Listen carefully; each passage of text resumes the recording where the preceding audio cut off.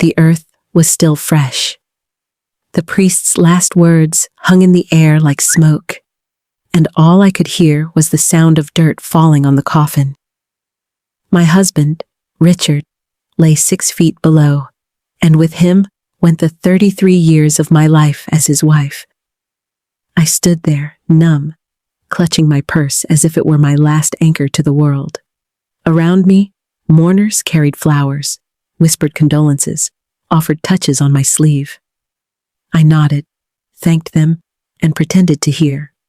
But inside, I was hollow. And then I felt it, an odd tug at my bag. Just a brush, subtle, but enough for my heart to jump. When I glanced down, the clasp of my purse was slightly open. I hadn't opened it. My breath caught. Beatrice, Richard's sister.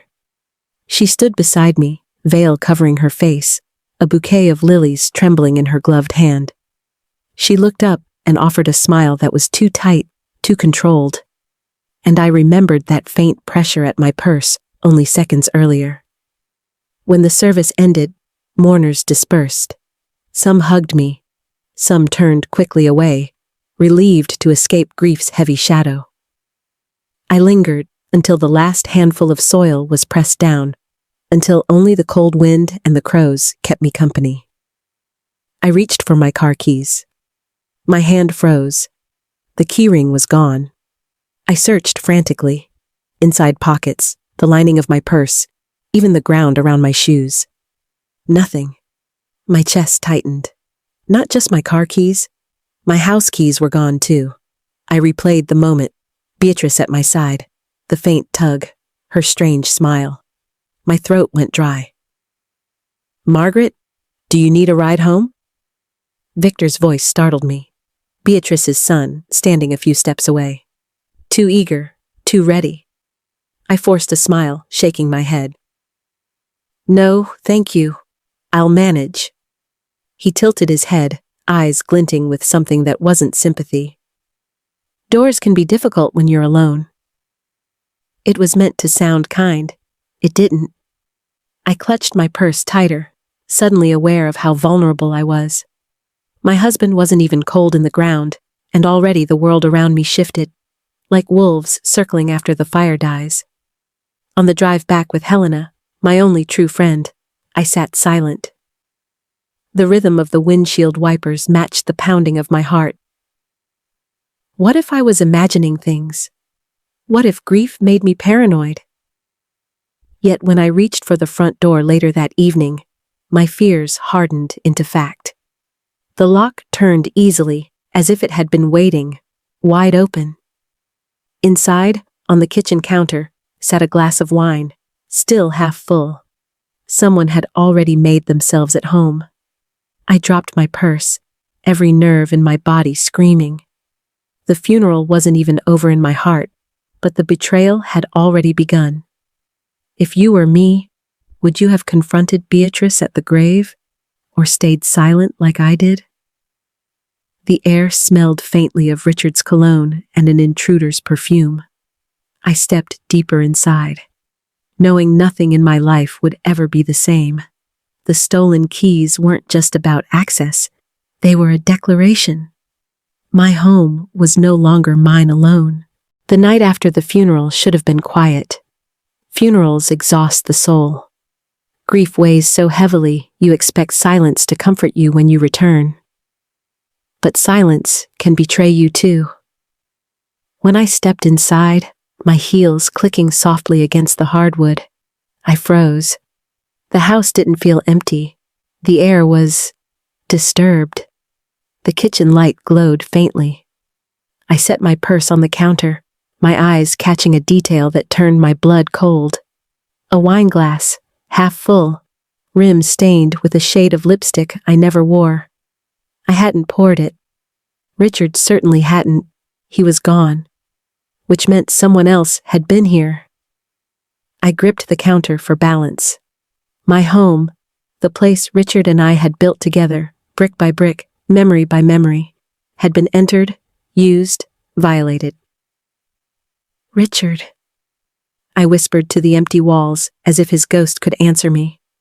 Helena's voice echoed in my memory. Watch them, Margaret. Grief makes people bold. Some circle like vultures. I picked up the glass.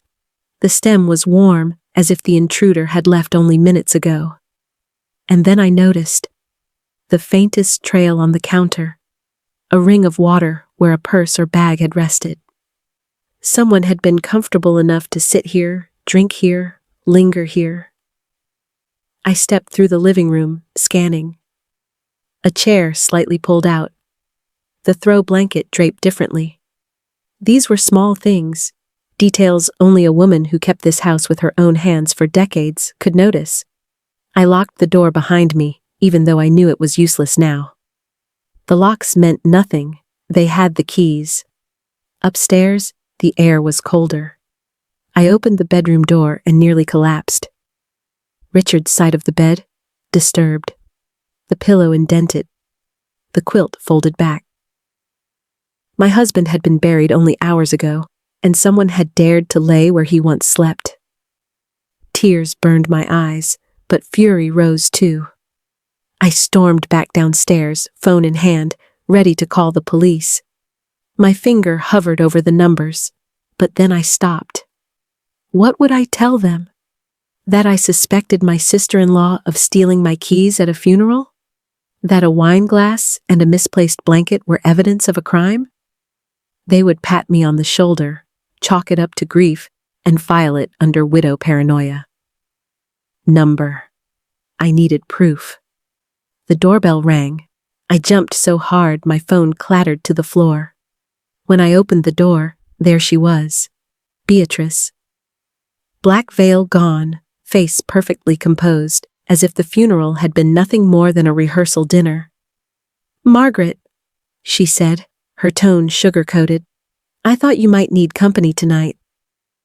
Her eyes flicked past me, into the house, as though she were checking whether the wine glass had been cleared, whether her fingerprints still lingered on Richard's pillow. I wanted to slam the door, but politeness, years of training myself to keep peace in the family, made me step aside. She entered, her heels sharp against the floorboards. "You know," she said casually, "Richard once told me this house should stay in the family, no matter what." My breath caught. The words were delivered like a knife slipped between ribs. Soft, calculated, deadly. "You're tired," I said stiffly. "It's late." She smirked, tilting her head. "Late, but not too late to discuss what's fair." Her eyes drifted to the purse I had dropped on the counter. For a moment, something glinted there. Triumph, or perhaps ownership. The silence between us thickened. I could hear my own pulse. Was I mad to suspect her? Or had the battle for Richard's legacy already begun before the grave had even settled? Beatrice set down her gloves deliberately, like she was laying claim to the table itself. "You shouldn't be here alone, Margaret." Not with everything that's about to change, her voice was gentle. But I heard the threat inside it. That night, as Beatrice sat across from me at my own kitchen table, I realized the keys weren't just stolen. They were a message. This house is already ours. The kitchen clock ticked loudly in the silence, every second dragging the air tighter around my throat. Beatrice sat across from me, her hands folded neatly, her eyes sharp as glass. "I suppose it's only fair to say this now," she began, voice low, measured. "Richard never intended for you to keep all of this to yourself." Her words were smooth, but they cut. I straightened in my chair. "What do you mean?" "This house?" she said, sweeping her hand toward the walls, the beams, the very heart of my life. "He built it for his family. For us. You've had it long enough, Margaret. It's time it comes back where it belongs." The audacity stole my breath. My knuckles whitened around my teacup. "Back? To you?" Her lips curved into something between pity and triumph. "You forget. Before you came along, Richard and I shared everything. He trusted me more than anyone. Even in the end, he confided things, promises he made, things you wouldn't understand. The implication struck like lightning. My husband, my partner for 33 years, sharing promises with her? I wanted to scream, to demand proof, but the calm malice in her tone rooted me to the chair. I loved him, I said finally, voice trembling. I gave him my life. Yes, she replied coolly, but love doesn't pay bills, and love doesn't rewrite promises. Her eyes narrowed. He wasn't the man you thought he was. He told me things you'll never want to hear. My chest clenched. I remembered Richard's late nights in his study, the letters I never saw, the silences I explained away as work stress. Was she lying, or pulling threads of truth twisted into poison? Beatrice leaned closer, her perfume filling the room. Do you really believe he left everything to you? That's not Richard. He wasn't sentimental. He was practical. Her words struck deeper than I admitted. Richard was practical. He always planned, always prepared. Could it be that his preparation had included Beatrice? I forced myself to ask, what exactly did he promise you? She smiled, tilting her head like a cat toying with prey. That's for me to know. And for you to discover when it's too late. My stomach turned. Every instinct screamed at me to throw her out, to protect what little dignity I had left. But grief chained me, kept me in that chair, staring at the woman who dared to speak as if my husband's death was her inheritance. From outside, headlights swept across the window. A car pulled up. The door opened, and in walked Victor, her son, carrying a folder tucked under his arm. He gave me a smile that chilled me. Evening, Aunt Margaret, he said smoothly, as if he'd been invited. Mother thought you might need some help sorting things out. You know, paperwork, deeds, assets. Beatrice's gaze locked on mine, a silent confirmation. This wasn't chance. This was a coordinated invasion. The kitchen that once held Richard's laughter and my cooking now felt like a battlefield. I realized then, my husband's grave was still fresh, but the war for his legacy had already begun. Victor placed the folder on the table with a deliberate thud. Inside, I glimpsed something impossible. Copies of documents I had never shared with anyone. Victor slid into the chair beside his mother with the ease of someone who already believed he belonged there. The folder sat between us, a quiet threat. Before you get upset, Aunt Margaret, he said, his tone disarmingly smooth. I just want to help you. Uncle Richard always respected me. He wanted me to take care of you, of the family, of all this. The way he gestured at the house, my house, made my skin crawl. I tried to steady my voice. You speak as though he asked you to manage my life. He didn't. Victor smiled, a calm, practiced expression, the kind a salesman wears before closing a deal. Maybe not in so many words. But men talk, Aunt. He told me about his concerns, how difficult it would be for you to maintain everything, the upkeep, the bills, the estate taxes. He worried I flinched. Richard had worried. He was always pragmatic, sometimes painfully so. But would he really have confided in Victor, of all people? Victor tapped the folder. Uncle wasn't careless. He prepared, and he left me guidance. It's all here against my better judgment. I reached across the table. He opened the folder slowly, almost ceremoniously, as if he were unveiling treasure. Inside lay copies of property records, bank documents, and even photographs of Richard's study. Drawers opened, files exposed. My blood ran cold. These weren't public documents. They had been taken from inside my house, from my husband's private papers. You've been in my study, I whispered, my voice cracking. Victor leaned back, folding his arms. Don't look so shocked. It's not trespassing when it's family.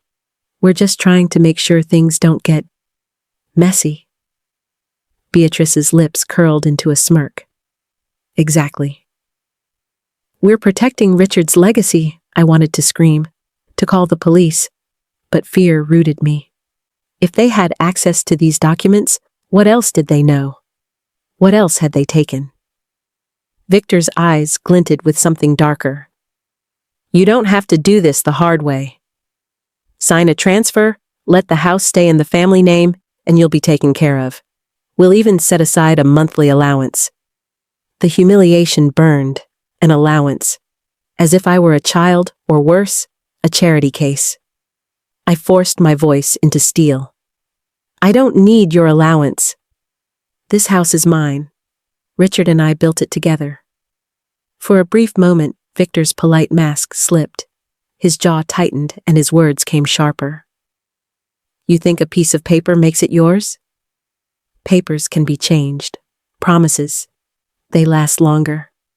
Something in me cracked then, not my will, but my trust.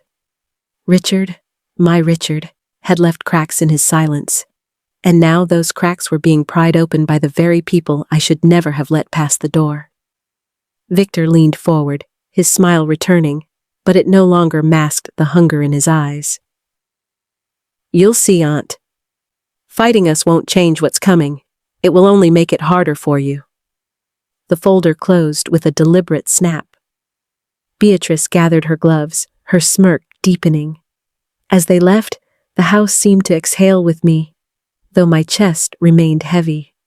The folder's image haunted me. Papers I had never shown anyone, already in their hands. If you were me, would you have gone to the police right away? Or stayed silent until you knew just how deep their betrayal ran? That night, as I locked the door, pointlessly, with locks they already owned, I found something slipped under my windshield wiper outside. A business card. Mr. Whitford, attorney at law. The next morning, I woke to a silence that felt heavier than grief. I dressed slowly, every corner of the house reminding me of Richard. The chair he used to read in, the coat still hanging by the door, the faint smell of his cologne woven into the curtains. For a few hours, I convinced myself maybe Beatrice and Victor had only come to rattle me, that their folder of papers was a bluff, a cruel way of staking claim. But by late afternoon, I drove out to pick up groceries. Simple things, milk, bread, tea, and when I returned, reality struck. My key no longer fit the lock. At first, I thought my hands were shaking too much. I tried again and again. The key scraped, turned halfway, and stuck. My heart raced. Someone had changed the locks. Panic flared hot in my chest. I pounded on the door, shouting Richard's name out of habit, forgetting for one aching second he wasn't there. The house stayed silent. I circled to the back entrance. Same thing. The lock was new, shiny, smug in its defiance. My neighbors were kind, but grief already made me feel like a burden. I couldn't knock on their doors, not like this. Instead, I sank onto the porch steps, groceries spilling at my feet, tears welling up as dusk painted the street in bruised colors. That was when headlights cut across the driveway. A sleek car rolled in. The window slid down, and Victor's face appeared, his smirk sharper than the evening chill. Aunt Margaret, he said smoothly. You shouldn't be out here in the cold. Why don't you stay at a hotel tonight? We'll bring you the new keys when everything's sorted. Sorted?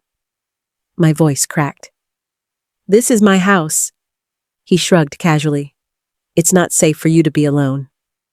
Mother and I are making sure the property is properly managed. My blood boiled. You had no right. His gaze hardened. We have every right. Uncle promised us. Don't make this harder than it has to be. And then he drove off, leaving me on the steps like I was nothing more than a trespasser in my own life. I couldn't sleep that night. I sat in my car parked across the street, blanket wrapped around me, staring at the windows of my house glowing with light. Shadows moved inside, Beatrice's figure crossing the living room. Victor pacing with his phone pressed to his ear. They were already settling in. At some point, I noticed something tucked under my windshield wiper. A business card, simple but deliberate. Mr. Edwin Whitford, attorney at law, on the back. A handwritten note. We need to talk. I knew Richard. My hands trembled as I turned the card over again and again, the ink imprinting itself into my memory. Grief had already taken my husband. Now betrayal was stripping me of the very roof over my head. As dawn broke, I realized the battle wasn't just for the house. It was for Richard's memory itself. I woke stiff and chilled in the driver's seat of my car, the rising sun casting pale light across my stolen home. My house, my life. I rubbed my arms, trying to shake off the numbness, not just from the night air, but from the weight of helplessness. My phone buzzed, a message from Helena. I heard something last night. Call me. Urgent. Helena had been my closest friend for nearly 40 years. She'd seen me through Richard's long hospital nights, through Stephanie's betrayals, through every storm life had thrown. If Helena said urgent, I listened. I drove straight to her cottage on the edge of town. She opened the door before I could knock, her face drawn tight with worry. Margaret, you look awful, she said, pulling me inside. Sit down. I'll make tea. The kettle hissed, and when she returned, her hands trembled as she set the cups down. Last night, after the funeral, she began, I ran into Beatrice at the market. She didn't see me. She was on the phone, bragging. Bragging? I asked. Helena nodded grimly. She said, It's done. The house is ours now. By next week we'll have her out completely. Then she laughed. Margaret laughed. Like it was a joke. My stomach twisted. They already changed the locks. I slept in my car. Helena reached across the table and squeezed my hand. I knew it. They're moving faster than I thought. She leaned closer, her voice dropping. Listen. Do you remember Richard's old study? The oak desk? I nodded. That desk had been Richard's pride. Heavy, solid, nearly impossible to move. He once told me, years ago, that he had a drawer with a false back. Said it was insurance for the day the world turns unkind. Margaret, if anyone would have prepared for this, it was Richard. Her words lit something inside me. Hope, faint but steady. But the study? My throat tightened. They've already ransacked it. Maybe, Helena said. But people like Beatrice and Victor don't look for what isn't obvious. They think power comes from paper and signatures. Richard was smarter than that. I reached into my purse, pulling out the business card I'd found on my windshield. There's something else. A lawyer. Whitford. He says he knew Richard. Helena's eyes widened. That's no coincidence. If he reached out to you, he knows something. You need to meet him. Before Beatrice and Victor dig deeper, I stared at the card, the neat handwriting on the back. My pulse quickened. Could this Whitford hold the key to everything? Or was it another trap laid in grief's wake? Helena touched my arm. Don't face them alone, Margaret. Promise me. Her words felt like a lifeline, but also a warning. If Richard had left secrets, if Whitford carried answers, then this wasn't just about a house. It was about uncovering a truth I might not be ready to face. That night, sitting in Helena's kitchen, I heard a car slow outside. Headlights swept across the windows, and then a sharp knock rattled the door. The knock on Helena's door echoed like a warning shot. We froze, cups of tea still warm between our hands. Helena's eyes darted to mine, wide with alarm. Don't move, she whispered. The knock came again, firmer this time. Then a voice, low, steady, unfamiliar. Mrs. Langley? It's Edwin Whitford. I believe we need to talk. Helena exhaled sharply, her shoulders relaxing. It's the lawyer, she mouthed, but my heart didn't settle. If he knew where I was, what else did he know? I hesitated, then opened the door. A tall man in a tailored gray suit stood on the porch, holding a leather briefcase. His eyes were calm, not predatory like Victor's, but sharp, assessing. Mrs. Langley, he said with a slight bow. I'm sorry for the intrusion. I wouldn't normally appear unannounced, but after what I saw last night, I thought it best. I studied him. You left this on my car. I held up the card. He nodded. Yes, I was at the burial. I knew Richard for years, though perhaps not in ways you did. He trusted me with certain preparations. My breath caught. Preparations. That word carried the same weight Richard had used when talking about his life insurance, his pension, his will. What kind of preparations? Whitford gestured toward the table. May I? We sat, Helena hovering protectively at my side. He opened his briefcase with deliberate care, pulling out a thin folder. Not the bloated mess Victor had waved, but something neater, more deliberate. Richard came to me 3 years ago, Whitford began. He was concerned about family disputes, old debts, opportunistic relatives.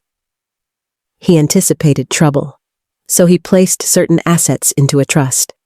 Not everything, but enough. My hands trembled. A trust. Whitford slid a document across the table. My name stared back at me, alongside Richard's signature. The property is no longer held solely under your personal ownership. It belongs to the Langley Trust, designed to protect you from exactly the kind of pressure you're now facing. Helena gasped. So the house is untouchable if the trust stands, Whitford finished. But here is the danger. If you sign anything Beatrice and Victor place in front of you, it could undermine these protections. They know less than they pretend, but they know enough to be dangerous. My throat went dry. They already changed the locks. I slept in my car last night. For the first time, Whitford's composure cracked. His jaw tightened. That is unlawful. They are counting on your grief to keep you silent. I closed my eyes, Richard's voice echoing in memory. When the world turns unkind, be ready. He had known, he had prepared, but Whitford wasn't finished. He leaned forward, lowering his voice. There's something else. Richard left a sealed envelope with me, addressed to you. He instructed me not to deliver it until after his death, and only if certain parties made a move against you. That time has come. From his briefcase, he produced a heavy cream envelope, my name written in Richard's familiar, careful hand. My fingers shook as I reached for it, but I couldn't yet bring myself to open it. My husband's words, from beyond the grave, sat between us like a ghost. Helena touched my arm just as I broke the wax seal, and the sound of tires crunching gravel outside made us all freeze. The crunch of tires outside pulled the breath from my lungs. Helena peered through the curtains. It's them, she whispered. I gripped the envelope, Richard's handwriting glowing faintly in the dim light. My name, Margaret, curved with the steadiness of his hand. It felt alive, as if he'd just left it there moments ago. Whitford's voice was steady. Don't panic. They don't know I'm here, not yet. But Beatrice's shrill laugh floated through the window, followed by Victor's deeper tone. They were close. Too close. Open it now, Helena urged, before they burst in. With trembling hands, I cracked the wax seal. Inside, a folded letter, thick with Richard's words. My eyes blurred as I read. My dearest Margaret, if you are holding this, it means what I feared has come to pass. Beatrice and Victor will not hesitate to use your grief against you. But you must know the truth before you face them.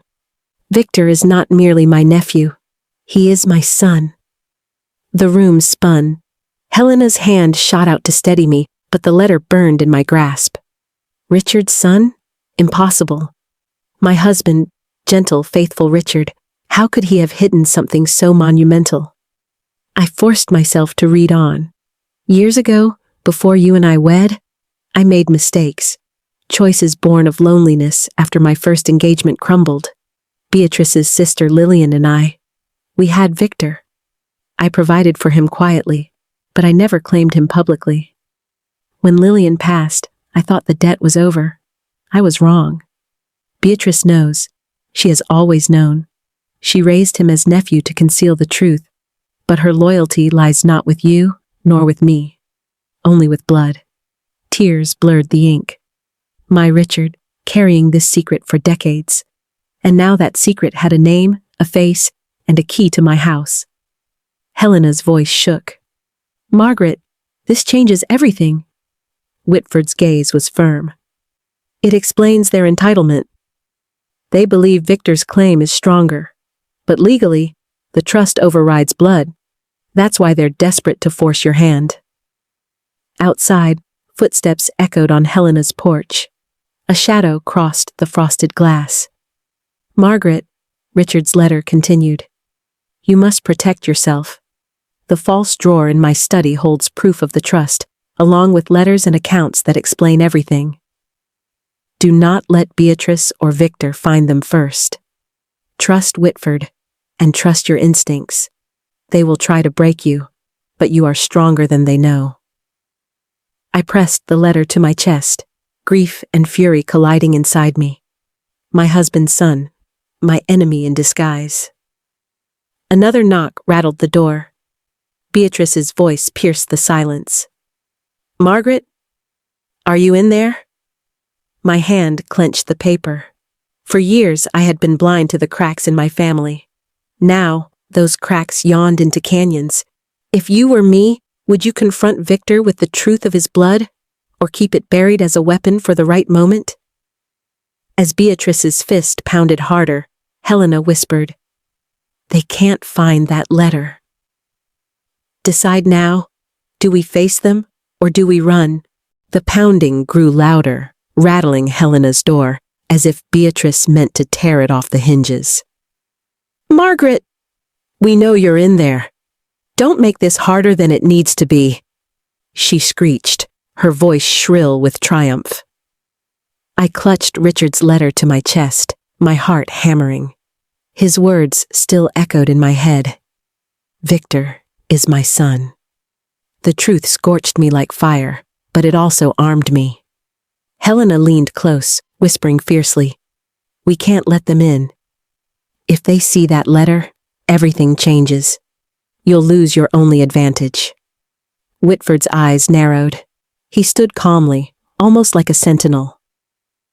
Margaret, you have two choices. Confront them now and risk exposure, or leave with me quietly, protect the evidence, and prepare to fight on your terms. Another knock, harder this time. Victor's voice now, deep and steady.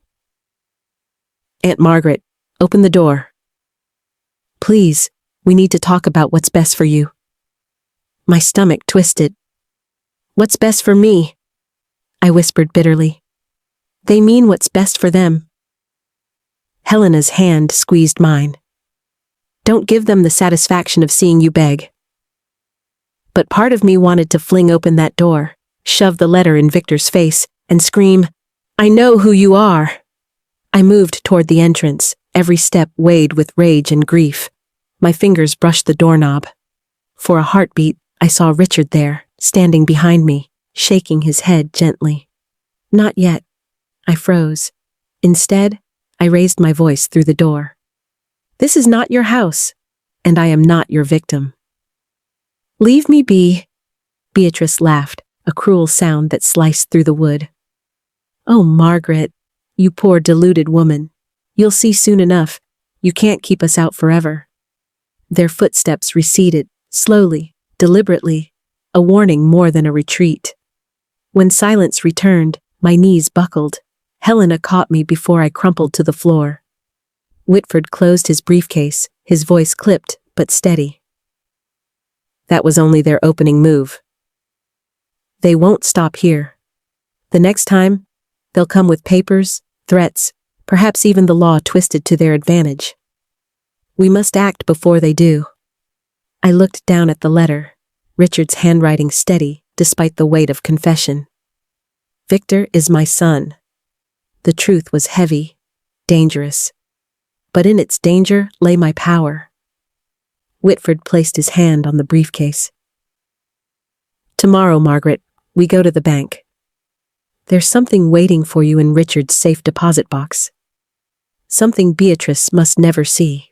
The bank smelled of polished wood and cold marble, the kind of place where secrets slept behind steel walls.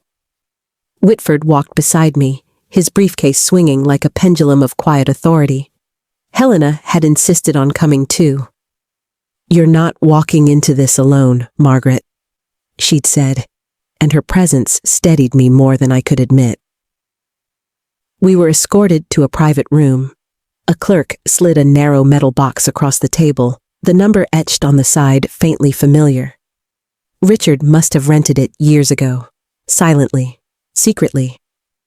My hand trembled as I turned the key. Inside lay envelopes, neatly labeled in Richard's handwriting. Trust deed, insurance, personal letters. And at the bottom, a small black leather notebook, its corners worn smooth. I reached for it first.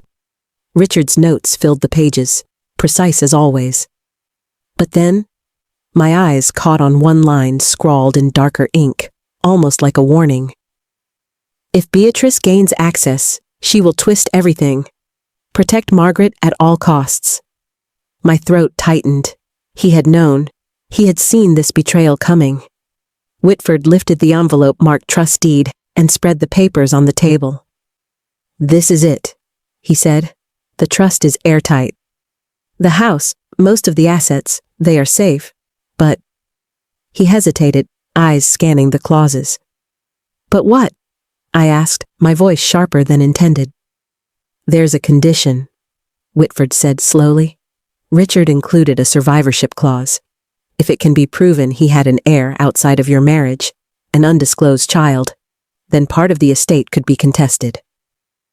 The words slammed into me like a physical blow. Victor, the hidden son. Helena gasped. "You mean, if they prove it?" Whitford nodded gravely. "Beatrice doesn't know the exact wording yet, but she suspects. If they find documentation, or if Victor pushes the claim, it could unravel everything.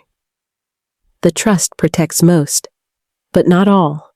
I sank back in my chair, clutching the notebook to my chest. Richard's secret wasn't just a wound.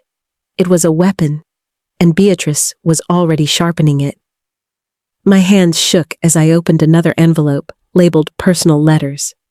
Inside were sealed notes, one addressed to me, another to Jason, Richard's godson, and one to Victor. I stared at the last one, bile rising in my throat. Why had Richard written to him? What could he have possibly said? Whitford placed a firm hand over the letters. "Don't open that here. Not yet. Choose your moment carefully. Words from the grave carry weight, Margaret, but they can either save you or destroy you." I pressed my palms to the cold table, breathing hard. Everything felt fragile. One wrong move, one wrong reveal, and Beatrice could strip me bare. As we left the bank, a familiar voice echoed from the lobby. Beatrice, her lipstick too bright, her smile too sweet. At her side, Victor, holding a manila envelope of his own. The marble floor seemed to tilt beneath me as I spotted them. Beatrice striding forward like she owned the bank itself, and Victor, calm as ever, clutching a manila envelope against his chest. "Well, well," Beatrice cooed, her eyes flicking to the safe deposit box key still dangling from my hand. "We thought we might find you here." Imagine that Whitford stiffened, his voice clipped. "This is a private matter, Mrs. Holloway. You have no right—" "Oh, save your theatrics!" Beatrice snapped. "We know exactly what Margaret is hiding." Don't we, Victor? Victor stepped closer, his expression softer than hers, but no less dangerous. Aunt Margaret, he said smoothly, we don't want to fight you. This envelope, he tapped the one in his hand, contains proof that my father acknowledged me. In writing, the word father hung in the air like a blade. Helena gasped beside me. My knees wobbled, but I forced myself upright. That's impossible. Victor tilted his head. Is it? He may not have told you, but he told me. More than once. He didn't want to hurt you, but he wanted me to know the truth. And now? Well, the law will side with blood. Beatrice's smile widened. The trust isn't as ironclad as you thought, dear. Survivorship clauses can be very delicate. With the right lawyer, we'll have everything, and you'll have nothing but memories. Whitford's jaw tightened. Unless you're bluffing, you'd better produce that so-called proof in court. Empty threats won't hold. Victor's eyes met mine, softer than Beatrice's venom, but no less unsettling. This isn't a threat, Aunt. It's an inevitability. The question is whether you want to drag Richard's name through mud in public or settle quietly. I felt Richard's notebook heavy in my purse, his words etched into my memory. Protect Margaret at all costs. He had written a letter to Victor too. That sealed note still lay in my possession, unopened. Part of me burned to rip it open, to counter his claims with Richard's final truth. But what if the letter confirmed it all? What if Richard had given Victor the ammunition Beatrice craved? My voice trembled, but I held his gaze. If Richard wanted you to have anything, he would have told me. He would have made it clear, not hidden it like a thief in the night. For a moment, Victor's mask cracked, his jaw clenched, his eyes flickered with something raw. Anger? Hurt? Maybe both. Beatrice swooped in before he could reply. Think about it, Margaret. You can resist, or you can hand over the keys and save yourself the humiliation. Either way, we win. They turned and left, their footsteps echoing against marble like a drumbeat of war. Silence filled the lobby. Helena whispered, "They have something, or at least they believe they do." Whitford laid a hand on my shoulder. "The choice is yours. Open Richard's letter to Victor and learn the truth, or guard it as your last shield." That night, alone at Helena's cottage, I placed the sealed letter on the table. The lamp flickered. My hand hovered over the envelope, when a sudden knock shattered the silence. The knock at Helena's cottage door jolted me upright. My hand hovered over Richard's sealed envelope addressed to Victor. "Stay here," Helena whispered, moving toward the door. She peered through the curtain. "No one's there." But when she opened it, only the night breeze slipped in. On the doormat lay a single white lily, its petals trembling in the wind. I shivered. Beatrice's signature flower. A warning. Helena shut the door quickly, bolting it. "They're playing games now," she muttered. I stared at the envelope on the table. Richard's handwriting, steady, deliberate, called to me. I couldn't bear the weight of not knowing anymore. I slid a finger under the seal and broke it open. Inside was a single sheet of paper, folded once. I unfolded it, my hands trembling. "Victor, you are my blood. For that, I owe you honesty, though perhaps not the inheritance you expect. I provided for you quietly, to ease my guilt for choices made long before Margaret. But you must understand, this house, this life, belongs to her. She gave me more than duty. She gave me love, loyalty, and forgiveness I never deserved.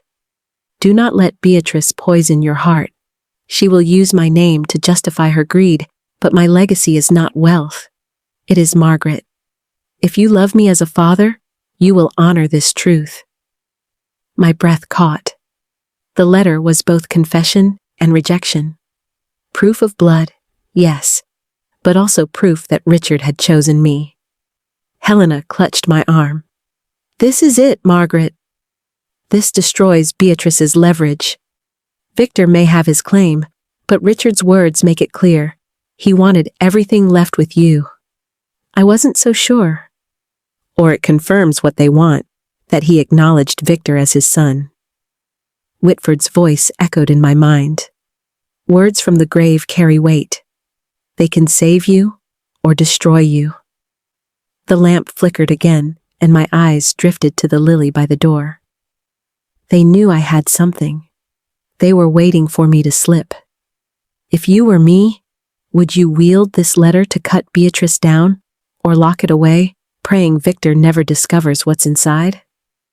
Just then, my phone buzzed. A text from an unknown number. "Tomorrow noon. Meet at the house, or lose everything." The text burned into my mind all night. Tomorrow noon. Meet at the house, or lose everything. By morning, my hands shook so badly I could barely hold my teacup. Helena urged me not to go, but Whitford insisted. "If you don't show, they'll twist your silence into surrender." At 11:45, I stood before my own house, its windows glaring down at me like blind eyes. Beatrice's car gleamed in the driveway. Victor leaned against it, arms folded, calm as ever. "Margaret," Beatrice said sweetly as I approached, her voice sugar-hiding venom. "We thought you might be too frightened to come." "I'm so glad you proved us wrong." Victor's eyes searched mine, softer, conflicted. For a fleeting moment, I saw a boy wanting his father's approval, rather than a man bent on conquest. Inside, the living room looked different. My photographs replaced with their sterile decor. Richard's presence erased. The insult stung more than any words. On the coffee table lay 2 folders. Beatrice patted them. "One is the transfer of property, the other, power of attorney. You sign, and this unpleasantness ends. We'll even arrange a generous stipend. You can enjoy your twilight years in peace." Her smile widened, sharp as glass. I placed Richard's sealed letter to Victor on the table instead. "Read it," I said quietly. Victor's eyes narrowed. He hesitated, then broke the seal. His gaze swept across the page, his expression shifting. First pride, then confusion, finally a hollow ache. Beatrice leaned in. "Well? What does it say?" Victor's voice cracked. He called me his son, but he also said, "This house belongs to her. To Aunt Margaret." The room froze. Beatrice's face hardened, fury simmering beneath her painted calm. "Don't be foolish, Victor. That letter proves everything we need. Blood trumps sentiment." But Victor's hand trembled as he folded the letter. "No, it proves he cared for her more. More than me. More than us." For the first time, Beatrice's mask slipped. Her voice sharpened, desperate. "You'll throw away our chance? After everything he denied you?" Victor's jaw tightened. He looked at me, and for a heartbeat, I saw a man torn between 2 mothers, the one who raised him in silence, and the one his father had chosen. "I won't sign," I whispered. "And I won't be bullied.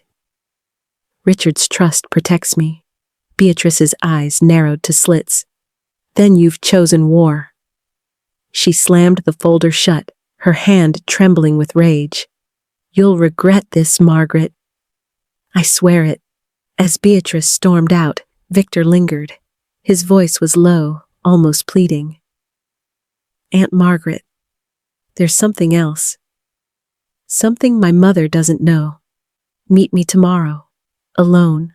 The next morning, I walked to the park bench where Richard and I used to sit on Sunday afternoons. The autumn leaves crunched beneath my shoes, the air sharp with the scent of rain. My heart hammered as I spotted Victor already waiting, his hands shoved into his coat pockets, his expression caught somewhere between guilt and resolve. He stood when I approached. Thank you for coming. I stayed standing, arms folded. Say what you need to say, Victor. Before Beatrice finds out you've gone behind her back. He winced. That's exactly why I asked you here. She doesn't know, and if she did, she'd destroy me. I searched his face for the manipulative calm he always wore, but this time, he looked younger, almost broken. He lowered his voice. Aunt Margaret, my envelope at the bank? The one I showed you? It was empty. Just a bluff. I have no proof, except for one thing. My pulse quickened. And what's that? Victor swallowed hard. A letter from my mother, Lillian. She wrote it when she was dying. She confessed everything. She begged me not to hate Richard for choosing you over us. I've kept it hidden all these years. Even Beatrice doesn't know I have it. The park suddenly felt colder. Richard's secret wasn't just his. It lived in Lillian's words, too. Victor's eyes darkened. I wanted to use it against you. To finally take what I thought was mine. But when I read Father's letter last night, his voice cracked. He told me to honor you. And for the first time, I believed him. I didn't know whether to cry or scream. So what are you saying? That you'll walk away? He shook his head slowly. Beatrice won't stop. She's already talking to another lawyer. She'll twist everything until you're dragged into court. And when she finds out about my mother's letter, she'll use it to burn us both.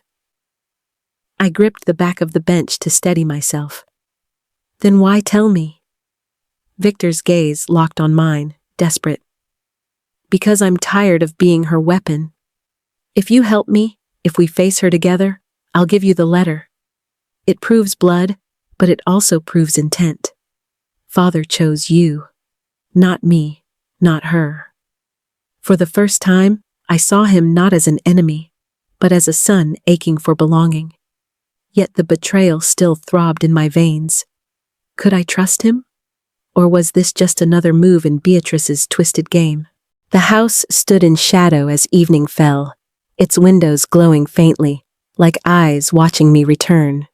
My steps slowed on the path. For decades, this place had been my refuge. Now it felt like enemy ground. Victor waited by the porch, a folded letter clutched in his hand. His face was pale, his movements uneasy, as though he carried not just paper, but a lifetime of shame. You came, he whispered. I shouldn't have, I said, but I had to know. He held out the letter. This is my mother's. Lillian's. Proof of what Father did, and what he chose not to do. Take it. It's yours now. I reached for it, but the front door creaked open. Beatrice stood there, lips pressed into a thin, triumphant smile. Well, she hissed, isn't this touching? The lost son finally betraying his dear mother, Victor stiffened. You followed me. Of course I did, she snapped. You've always been weak, Victor. Just like him. And now you'll hand me that letter, or you'll regret it. He shook his head. No, not this time. Her eyes flashed with rage. Do you think siding with her will make you whole? Richard gave you nothing, Victor. Nothing but shame. And she... Beatrice jabbed a finger at me. She stole everything from you. The letter trembled in his grip. I could see the war in his eyes. Blood or truth, mother or aunt. I stepped closer. My voice was calm, though my heart thundered. Victor, listen to me. Richard gave you the truth. He gave me his trust. If you honor him, you'll give me that letter. Don't let Beatrice poison you any longer. For a heartbeat, silence. Then, he pressed the letter into my hand. Beatrice's scream shattered the stillness. You fool! She lunged, trying to rip it from me.